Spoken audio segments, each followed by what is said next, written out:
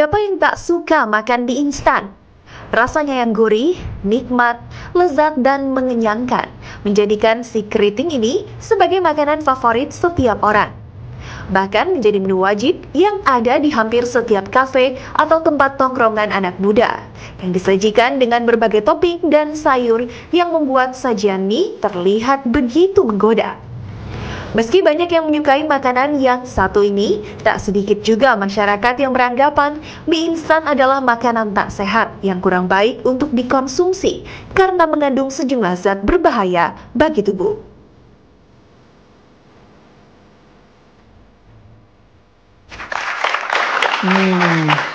Wah, enak banget deh. Ternyata mie instan ini emang enak banget ya, Dokter Haikal. Jadi kalau Tapi nggak boleh dikonsumsi sering-sering. kenapa gitu? Kan enak. Emang enak, tapi biasanya makanan yang enak itu berbahaya. Oh ya? Masa sih? Masa sih? Penasaran percaya kan? kok. Oke, kita panggil aja pakarnya. Di sini sudah ada Dokter Jualita, spesialis gizi klinik. Halo dok, selamat siang. Lagi makan. Iya dok, enak dok mie instan. Dok sini dok. Oh, oke. Dok, ini kan banyak dok mitos di masyarakat ya yang berkembang tentang mie instan. Tadi saya kata duduk nih. ya, selamat, Oke. Dok. Tadi kata Dr. Sheila, mie instan itu tinggi pengawet. Kemudian ada kandungan lilinnya. Ya. Nah, sebetulnya benar nggak sih dok? Oke, jadi sebetulnya yang pertama tadi, yang tentang lilin atau wax itu Ya. udah banyak banget beredar kan beritanya. Tapi sebetulnya tuh hoax sih. Oh, hoax. Itu berita nggak benar gitu. Kemudian kalau mie instan sendiri, kalau kita lihat dalam kandungan nutrisinya, dalam satu mie instan, satu porsi mie instan ini, itu kalorinya dari mie-nya saja 300 sampai 350 kilokalori. Iya. Nah, isinya hanya karbohidrat dan lemak. Oh, Gitu. Nah, karbohidratnya sendiri itu sudah pasti seratnya lebih rendah. Ini bukan sumber yang baik untuk karbohidrat. Kan kita harus pilih karbohidrat yang juga mengandung Iya. serat kan gitu. Kemudian yang kedua, minyak dari mie instan ini 60%-nya itu adalah lemak jenuh atau safa. Oh. Kan waktu itu udah pernah Iya, iya. juga dibahas ya. Iya. Lemak jenuh itu hanya boleh dikonsumsi kira-kira kurang dari 7% dari kalori total Iya. kita sehari. Oke. Nah, kalau kita konsumsi mie instan ini, dia udah hampir sampai di limitnya. Kalau Gitu. 7% itu berapa dok kira-kira? 7% itu kira-kira dari diet kita 2000 kalori, Iya. 2000 kilokalori untuk orang dewasa, itu paling maksimal hanya sekitar 15 gram. Oh, 15 oke. gram lemak itu jenuh. sekitar berapa sendok Nah, takarannya? kalau lemak jenuh 15 gram, dalam 1 sendok teh itu 5 gram minyak. 5 gram minyak. Jadi Sendok kalau teh, misalkan Teh, sedangkan itu bisa 1 sendok makan lebih ya. Iya, jadi kalau misalkan kita makan mie instan 1 porsi ini, kira-kira udah hampir menghabiskan limit atau batas kita untuk mengkonsumsi lemak jenuh. Jadi dokter Gitu. Sheila, kalau kita makan mie instan hari ini ya, berarti kita nanti gak usah makan yang lain dong? Atau gimana? Cuma makan 2 gitu. Nah, Oke. Nah, selanjutnya ada mitos lagi nih dok Sheila. Apa nih dok? Mie mengandung Lilin lilin. Tadi dijawab udah ya. dibilang Oke, enggak ya. yang kedua. ya. Yang kedua mitosnya, nah Merebus mie dengan bumbunya menyebabkan kanker. Nah, ini sering banget dibahas Iya. juga nih, Dok. serem Sebetulnya banget, Dok. memang belum terbukti bahwa mie instan itu bisa menyebabkan kanker. Iya.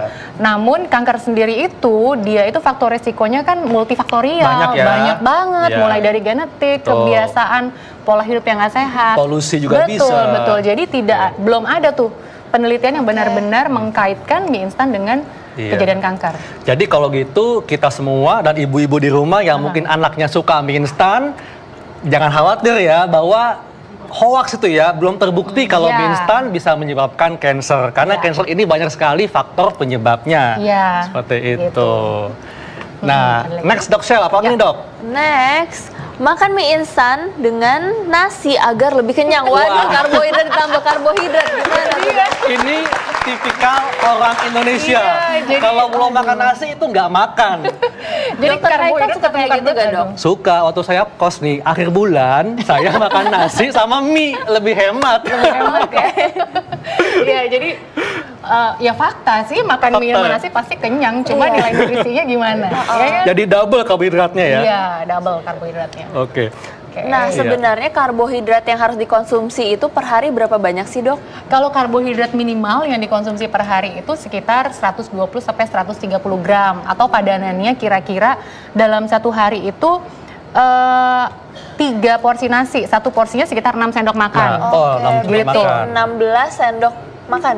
12. 12. Sorry 18 sendok makan. Itu sehari penuh tapi ya, Oke. bukan satu Nah, kali makan. Kalau kita sekali makan nasi itu berapa banyak dok? Kalau diibaratkan dengan kepalan tangan tuh berapa tuh? Ya, kalau misalkan nasi, satu kepalan tangan kita itu kayak mencerminkan kebutuhan porsi kita setiap kali makan sebetulnya. Oke. Tapi Ya. kita ngomong, kalau kita bicara tentang porsi, satu porsinya itu kira-kira 6 sendok makan. 6 Tapi sendok makan. tergantung lagi sama ukuran tubuhnya, laki atau perempuan, karena berbeda. Dan aktivitasnya juga dok ya? Betul Oke. banget.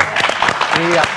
Ya, dok Sel, selanjutnya dok, apalagi nih dok? Air rebusan berbahaya. Nah ini banyak banget yang bilang kayak gitu dok. Sampai airnya suka ditukar-tukar, diganti dengan air yang baru. Itu gimana? Dok? Sebetulnya sama aja. Karena setelah airnya dibuang dikasih bumbu lagi kan. Oh jadi Bumbu sebenarnya mie bumbunya instannya, bukan kan? airnya ya dok? Nah, si bumbunya itu dia kan tinggi garam. Jadi Oh, dalam gitu. satu paket mie instan itu Iya. garamnya itu sekitar 900 miligram natriumnya, Oke. 900 miligram sampai 1000. Iya. Nah, itu kira-kira sudah menghabiskan sepertiga dari Kebutuhan. batasan kita sehari-hari. Jadi Oh. batasan kita sehari-hari Iya. hanya boleh 1 sendok teh garam. Iya. Mm-mm. Tapi dok, ada yang bilang nih ya, katanya air rebusan pertama itu ternyata lebih banyak zat gizinya. Karena itu ada zinc, ada vitamin, beta karoten. Ini benar nggak dok? Sebetulnya nggak juga, karena Nggak mie juga. instan itu kan dia karbohidrat atau karbohidrat olahan lah ya. Heeh. Mm-mm. Yang kita bilang baik nilai nutrisinya, kalau karbohidrat itu bentuknya whole grain itu artinya bentuk bijian utuh, yang memang dia ada seratnya, ada vitamin, mineral. oke. Tapi kalau dia udah bentuknya olahan, vitamin mineralnya udah banyak Iya. juga yang terbuang. Oke. Gitu. Nah, apalagi nih mitosnya Instan nih, mengandung dok Shell. pengawet itu udah Iya. pasti ya. Ini pasti, Betul. tapi seberapa banyak pengawet yang dipakai, Iya. sebetulnya untuk bisa menyebabkan berbagai masalah, si pengawet ini yang ada di dalam mie instan dan produk-produk lain itu jumlahnya kecil sekali.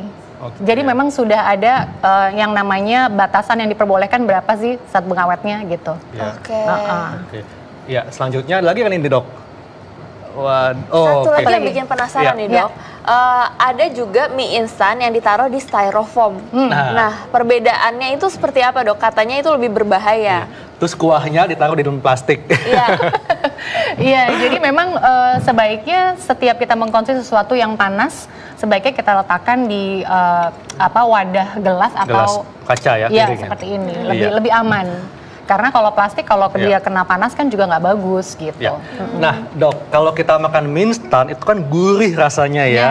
Nah, itu kan ada MSG-nya. Ya. Tapi benar nggak MSG pada mie instan itu jauh lebih tinggi dibandingkan makanan lain? Oke, jadi sebetulnya berapa kadar MSG-nya memang seringkali kalau di dalam paketannya kita nggak lihat tuh berapa sih kadar MSG Iya. sebetulnya. Betul. Tapi dalam setiap makanan yang masuk dan yang masuk di Indonesia udah pasti kan dia harus direview oleh Badan POM kan. Betul. Nah kandungan MSG-nya sudah pasti dia masih diperbolehkan konsumsinya Iya. gitu. Jadi ada studi tentang MSG ini.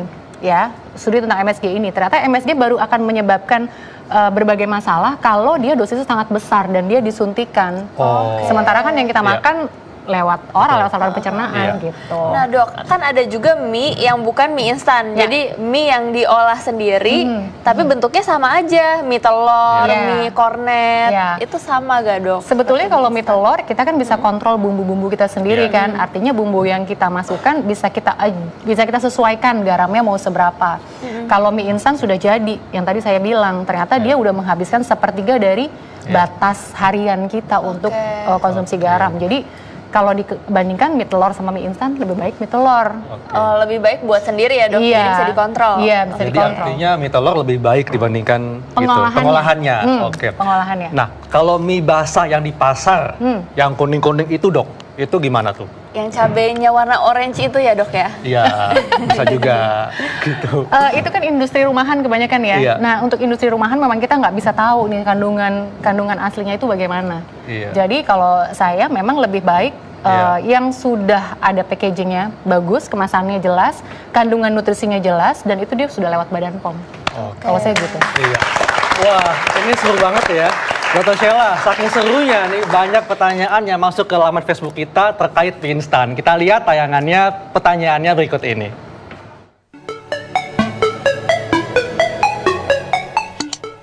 Halo dok, saya Hesti, 21 tahun. Jadi saya waktu kecil itu suka banget makan mie yang masih mentah. Jadi sebenarnya itu baik nggak sih dok, makan mie yang mentah itu buat kesehatan? Terima kasih. Iya. Jadi makan mie instan nih, tapi langsung dimakan, nggak direbus dulu. Seperti itu. Oke. Nggak dihancurkan gitu. Nggak dihancurkan, ya. Kayak kerupuk. Iya. Jadi sebetulnya mie instan itu kan dia udah diolah juga ya, sudah diolah, dia digoreng kering gitu. Sebetulnya gitu. Jadi sebetulnya sih sudah matang sebetulnya. Oh, udah matang, itu nggak masalah ya. Iya. Tapi seberapa kita boleh konsumsi, memang tidak boleh berlebihan. Semua yang berlebihan nggak baik lah gitu. Tapi ada nggak dok bedanya antara mie yang langsung kita makan seperti kerupuk dengan mie yang direbus dari zat gizinya? Kalau dari zat gizi tidak terlalu banyak perbedaan. Gitu. Karena dia karbohidrat gitu. Tidak banyak perbedaan. Jadi kecuali sama aja misalkan kita mau membandingkan sayur yang kita makan mentah dengan sayur yang dimakan setelah dia direbus misalnya. Iya. Wah, seru banget ya. Iya. Nah, tadi Dr. Jolita sudah bahas mengenai kandungan mie instan, Dok Shell. Nah, kita harus tahu juga nih bagaimana dampak mie instan, manfaatnya kepada tubuh kita. Langsung saja kita undang Dr. Ahmad Faris, spesialis penyakit dalam. Iya. Siang, Dok. Selamat siang, Dok. Oke. Dok, kita lagi asik makan mie instan nih, Dok. Nah, tadi Dok Shell sempet ya bingung juga kan, khawatir kan, katanya mie instan ini banyak mitos yang mengatakan tidak bagus untuk kesehatan karena tinggi pengawet lah atau tinggi MSG. Nah, sebetulnya kalau kita memakan mie instan dengan porsi yang berlebihan, ini apa dampaknya bagi tubuh kita? Oke, baik. Jadi mengenai mie instan sendiri, ada beberapa studi ya yang sudah diterbitkan, sudah publish. Itu terakhir itu 2016 yang saya tahu. 2016 di Asia itu ada beberapa hal yang terkait. Salah satunya adalah risiko kardiometabolik, artinya risiko penyakit jantung dan kelainan metabolisme. Hanya itu pun ini baru studi antar hubungan ya. Jadi bukan dari A menjadi B pasti. Seperti yang tadi Dr. Jolita bilang, sampaikan bahwa itu terkait dengan multifaktorial. Jadi ada beberapa aspek tambahan. Kemudian yang kedua, ada tiga unsur yang harus tiga isu dalam mie yang harus kita tekankan. Tadi mengenai karbohidrat, itu risiko terhadap gangguan metabolisme. Kemudian garam, itu terkait dengan risiko hipertensi, tekanan darah tinggi, ya. Kemudian kalau yang ketiga itu mengenai pengawet, tadi sudah disampaikan mengenai MSG-nya. Jadi intinya adalah tidak berlebihan.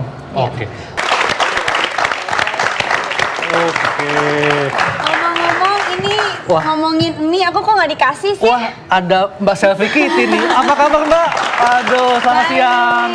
Sini loh, Mbak. Baik, dokter semua ini. Nah, Mbak Selvi Kitty nih katanya suka mie instan ya, bener nggak? Suka banget. Sejak Ini justru kapan aku mau sukanya? nanya nih. Udah dari zaman kecil kali aku udah emang suka mie, Sejak bayi kah? Enggak lah, udah anak-anak kan emang suka mie kan.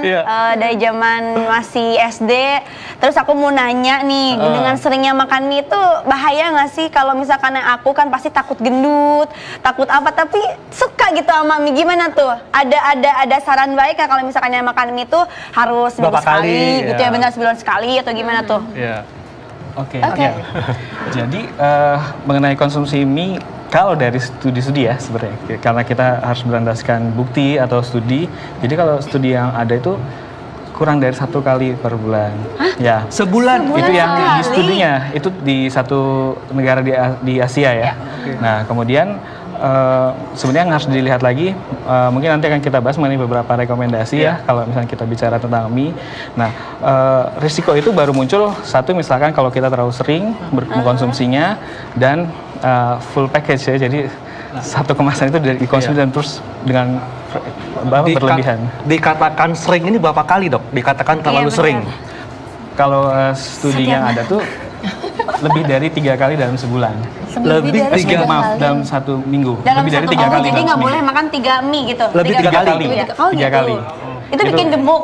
Itu kalau di studinya itu bilang risiko tadi yang saya sampaikan, risiko kardiometabolik. Risiko kardiometabolik itu risiko penyakit jantung dan penyakit-penyakit metabolisme seperti diabetes mellitus ya. Kemudian gangguan kolesterol. Gendut gimana gendut? Tidak disebutkan di studi itu. Nah, yang ini satu ini karena mie instan ini kan dia gurih kan, karena enak dia gurih karena kan garamnya tinggi.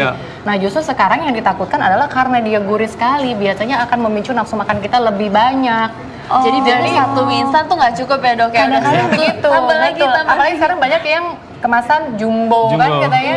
Sekarang yang gelas lebih simpel tuh kan, seduh langsung minum, murah lagi kan. Tapi tadi kan katanya mie instan ini kan gurih ya, enak dan kayaknya nggak cukup satu.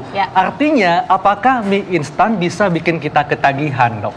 Nah, kalau bicara ketagihan kita tidak berbicara ketagihan seperti layaknya misalkan obat narkoba. Nah, gitu nggak kayak gitu.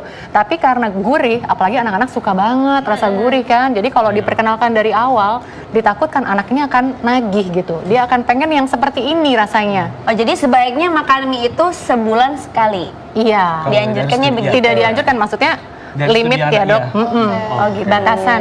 Terus gimana tuh? Tukang mie laku nggak semuanya? Nah, kalau Mbak Syafi berapa kali dimakan mie nih?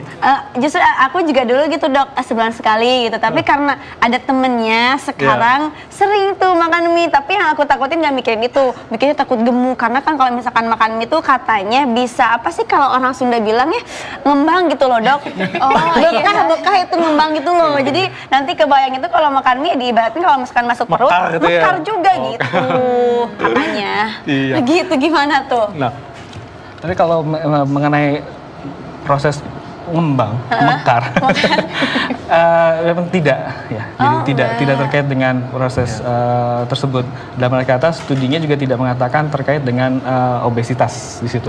Karena kandungan kalori pada setiap kemasan mie instan pun berbeda-beda ya. Bahkan ada yang menyebutkan mengalami malnourished, mengalami kekurangan gizi karena kandungan kalorinya itu tidak tinggi. Ada beberapa sediaan, ada beberapa kemasan mie. Jadi memang hasil studinya itu tidak konstan ya.